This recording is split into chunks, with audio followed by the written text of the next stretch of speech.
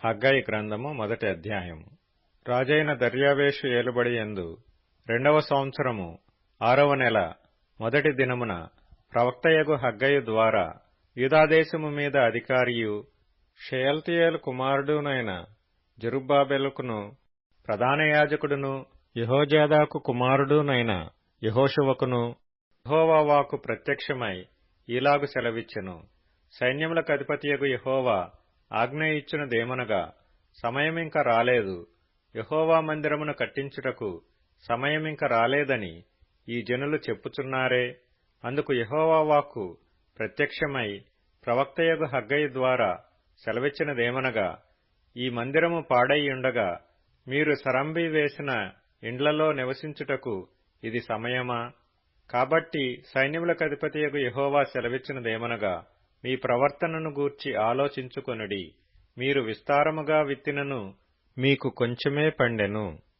మీరు భోజనము చేయుచున్నను ఆకలి తీరకయున్నది, పానము చేయుచున్నను దాహము తీరకయున్నది, బట్టలు కప్పుకొనుచున్నను చలి ఆగకున్నది. పనివారు కష్టము చేసి జీతము సంపాదించుకొనినను జీతము చినిగిపోయిన సంచిలో వేసినట్టుగా ఉన్నది. కాగా సైన్యములకధిపతియగు యెహోవా సెలవిచ్చినదేమనగా, మీ ప్రవర్తనను గూర్చి ఆలోచించుకొనుడి. పర్వతములెక్కి మ్రాను తీసుకుని వచ్చి మీరు ఈ మందిరమును కట్టించిన ఎడల దానియందు నేను సంతోషించి నన్ను గనపరచుకొందునని యెహోవా సెలవిచ్చుచున్నాడు. విస్తారముగా కావలెనని మీరు ఎదురుచూచితిరి గాని కొంచెముగా పండెను. మీరు దానిని ఇంటికి తేగా నేను దానిని చెదరగొట్టితిని. ఎందుచేతనని యెహోవా అడుగుచున్నాడు. నా మందిరము పాడైయుండగా మీరందరూ మీ ఇండ్లు కట్టుకొనుటకు త్వరపడుట చేతనే గదా. కాబట్టి మిమ్మును బట్టి ఆకాశపు మంచు కురువకయున్నది, భూమి పండకయున్నది. నేను భూమికిని పర్వతములకును అనావృష్టి కలుగజేసి ధాన్యము విషయములోను ద్రాక్షారసము విషయములోను తైలము విషయములోను భూమి ఫలించు సమస్తము విషయములోను మనుష్యుల విషయములోను పశువుల విషయములోను చేతి పనులన్నిటి విషయములోను క్షేమము పుట్టించియున్నాను. షయల్తీయేలు కుమారుడైన జెరుబ్బాబెలును యెహోజాదాకు కుమారుడును ప్రధాన యాజకుడునగు యెహోషువయు శేషించిన జనులందరూ తమ దేవుడైన యెహోవా మాటలు ఆలకించి తమ దేవుడైన యెహోవా ప్రవక్త అయిన హగ్గయిని పంపించి తెలియజేసిన వార్త విని యెహోవాయందు భయభక్తులు పూనిరి. అప్పుడు యెహోవా దూతయైన హగ్గయి యెహోవా తెలియజేసిన వార్తను బట్టి జనులకు ప్రకటించినదేమనగా, నేను మీకు తోడుగా ఉన్నాను. ఇదే యెహోవా వాక్కు.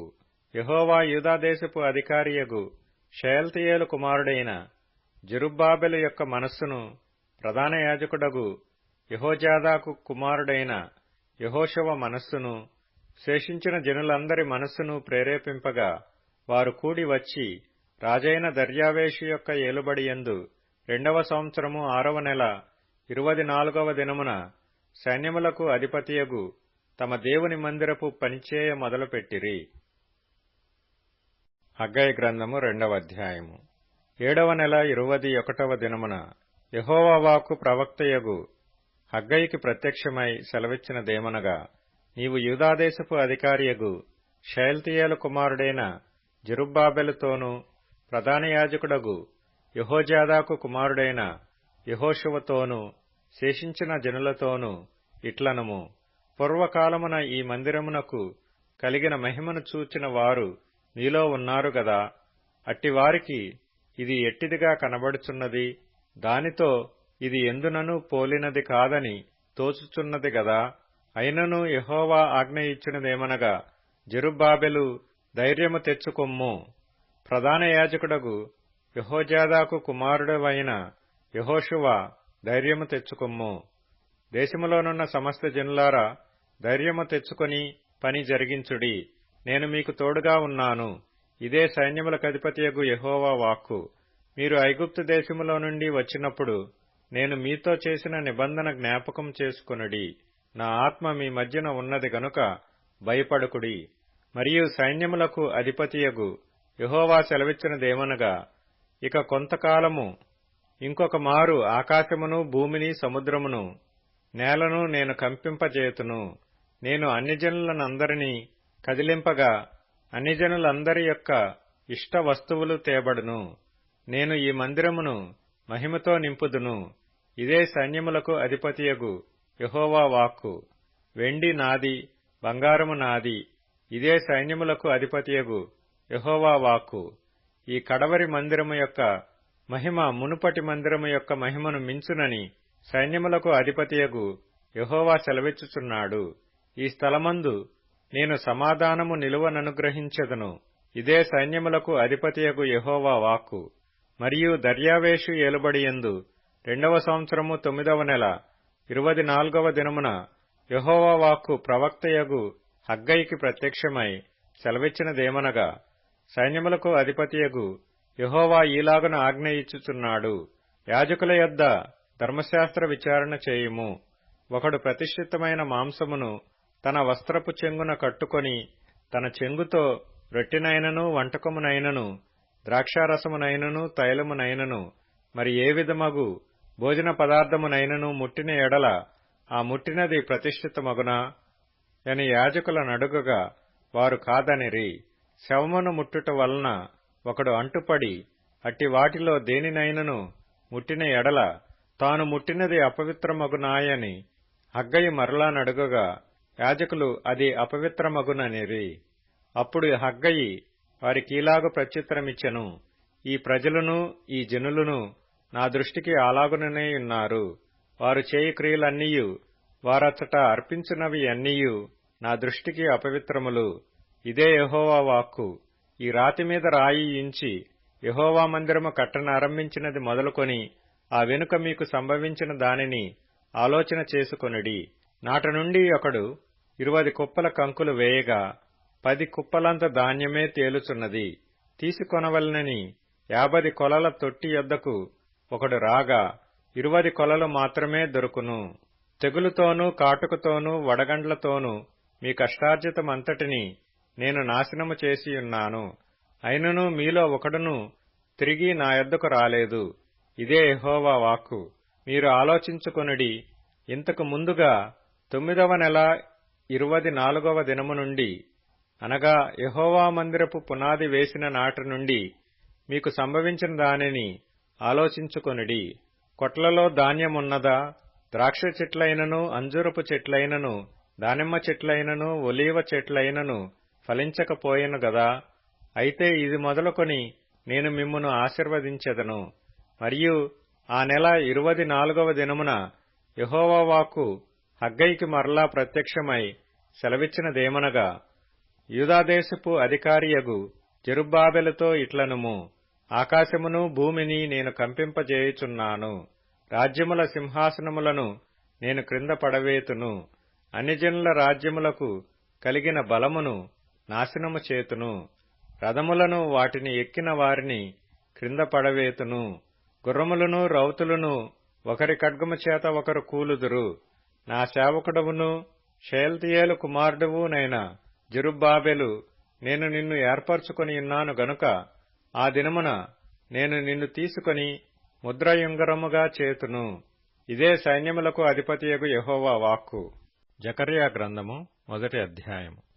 దర్యావేషు ఏలుబడియందు 2వ సంవత్సరము 8వ నెలలో యెహోవా వాక్కు ప్రవక్తయు ఇద్దోకు పుట్టిన బెరక్యా కుమారుడునైన జకర్యాకు ప్రత్యక్షమై సెలవిచ్చినదేమనగా, యెహోవా మీ పితరుల మీద బహుగా కోపించెను.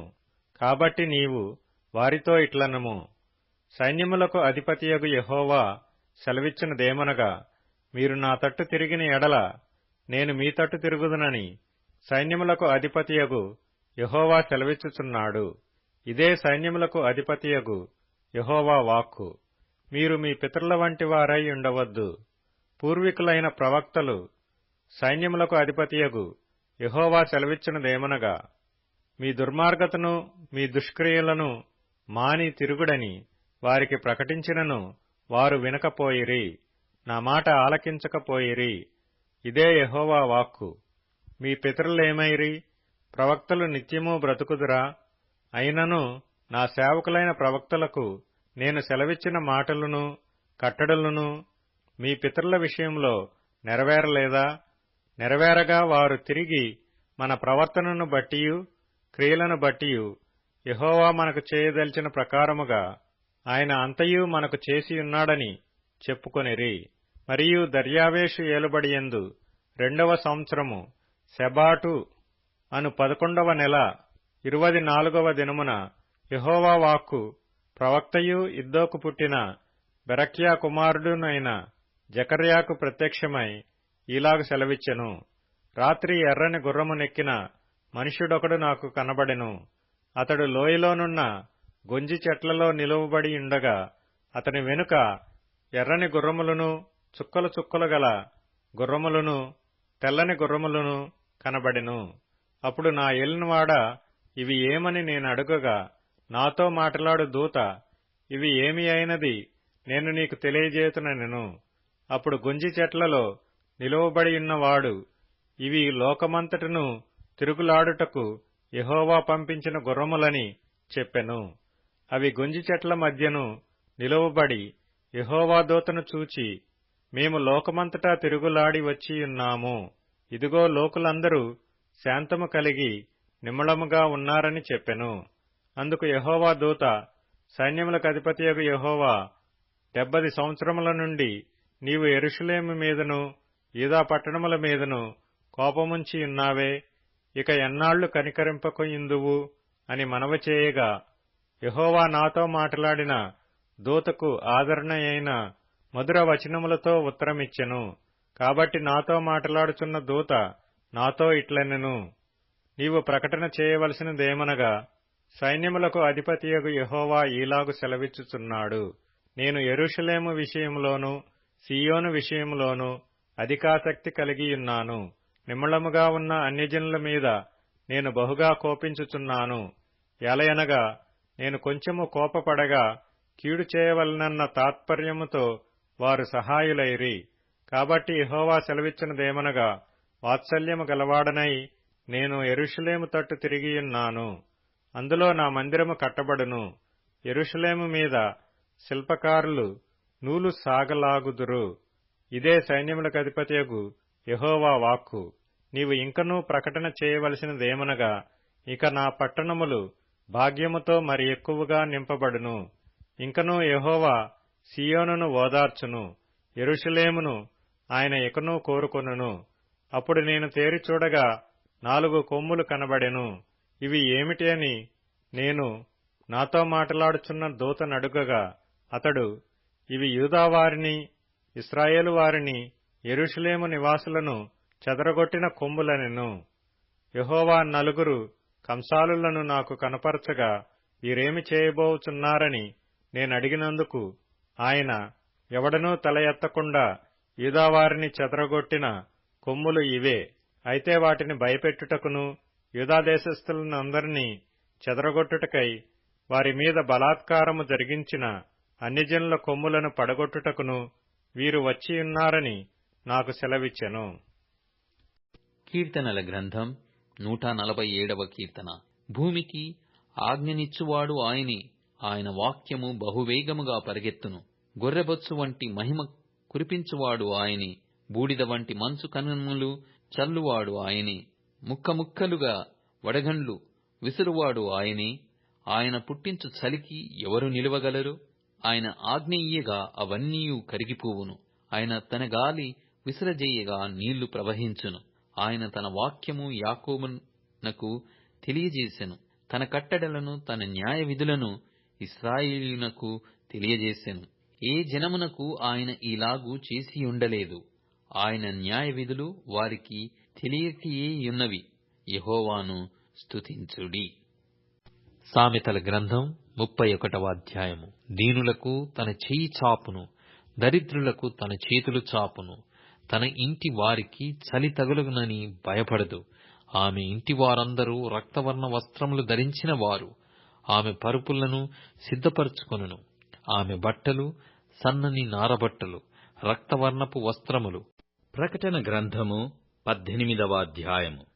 దానితో వ్యభిచారము చేసి సుఖభోగములను అనుభవించిన భూరాజులు దాని బాధ చూచి భయాక్రాంతులై దూరమున నిలవబడి దాని దహన ధూమమును చూచునప్పుడు దాని విషయమై రొమ్ము కొట్టుకొనుచు ఏడ్చుచు, అయ్యో అయ్యో బబులోను మహాపట్టణమా, బలమైన పట్టణమా, ఒక్క గడియలోనే నీకు తీర్పు వచ్చెను గదా అని చెప్పుకొందురు.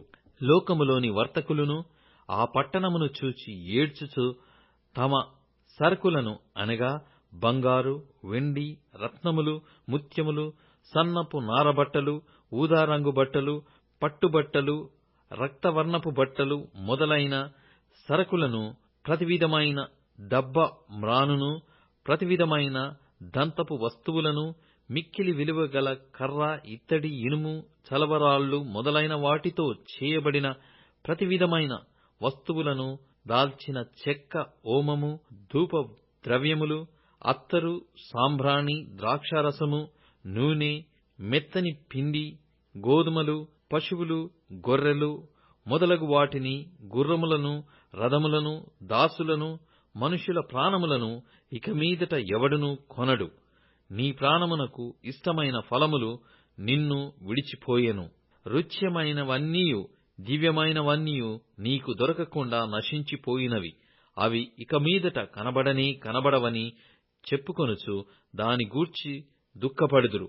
ఆ పట్టణము చేత ధనవంతులైన ఈ సరకుల వర్తకులు ఏడ్చుచు దుఃఖపడుచు, అయ్యో అయ్యో, సన్నపు నార బట్టలను, ధూమ్ర రక్తవర్ణపు వస్త్రములను ధరించుకుని బంగారముతోనూ రత్నములతోనూ ముత్యములతోనూ అలంకరింపబడిన మహాపట్టణమా, ఇంత ఐశ్వర్యము ప్రతి నావికుడును, ఎక్కడికైనను సబురు చేయు ప్రతివాడును, ఓడవారును, సముద్రము మీద పనిచేసి జీవనము చేయు వారందరును దూరముగా నిలిచి దాని దహన ధూమమును చూచి, ఈ మహాపట్టణముతో సమానమైనదేది అని చెప్పుకొనుచు కేకలు వేసి తమ తలల మీద దుమ్ము పూసుకొని ఏడ్చుచు దుఃఖించుచు, అయ్యో అయ్యో, ఆ మహాపట్టణము, అందులో సముద్రము మీద ఓడలు గల వారందరూ దాని యందలి అధిక వ్యయము చేత ధనవంతులైరి, అది ఒక్క గడియలో పాడైపోయెని అని చెప్పుకొనుచు కేకలు వేయుచుండిరి.